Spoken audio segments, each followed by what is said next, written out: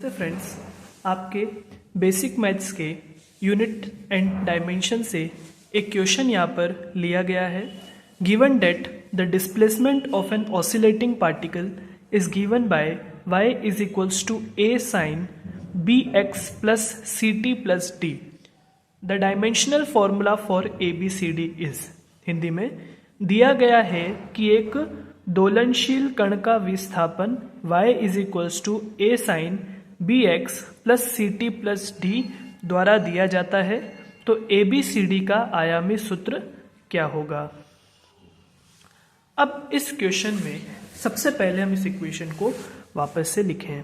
y is equals to a sine B X plus C T plus D.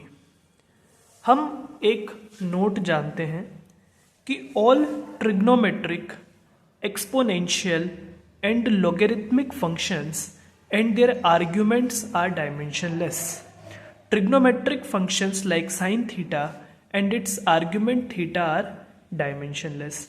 इसका मतलब ये बिल्कुल clear है कि ये जो bx plus C T plus D जो कंप्लीट फंक्शन है ये डायमेंशनलेस होगा, क्योंकि ट्रिग्नोमेट्रिक फंक्शन के बाद आ रहा है। अब हमें ये सोचना है कि इस पूरे फंक्शन को हम डायमेंशनलेस कैसे कर सकते हैं। सबसे पहले आप इस bx पर नज़र करें।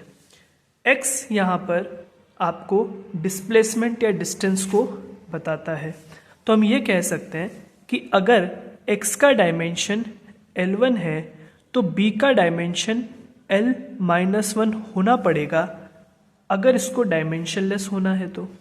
सिमिलरली t का डायमेंशन टाइम को रिप्रेजेंट करता है, इसलिए t1 होता है, तो हम कह सकते हैं कि c का डायमेंशन t-1 होना चाहिए अगर इसको डायमेंशनलेस होना है तो, ताकि वो दोनों एक दूसरे को कैंसिल आउट कर दे।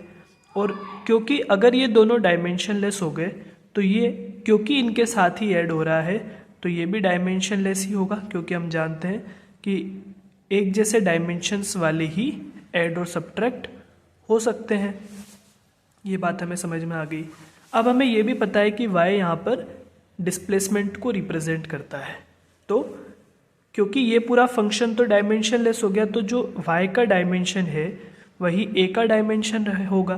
तो y का डायमेंशन क्योंकि डिस्प्लेसमेंट को रिप्रेजेंट कर रहा है, ये L1 है, तो a का डायमेंशन हमारे पास हो जाएगा L1। अब हमसे पूछा जा रहा है a b c d के प्रोडक्ट का क्या डायमेंशन होगा। तो a का डायमेंशन हमारे पास आया L1, b का डायमेंशन हमारे पास आया L-1, c का डायमेंशन हमारे पास आया t-1 और d का डायमेंशन कोई डायमेंशन नहीं है d का, इट इज़ डायमेंशनलेस। तो हम कह सकते हैं कि L1 से L-1 यहाँ पर कैंसिल आउट हो जाएगा, m0 L0 t-1।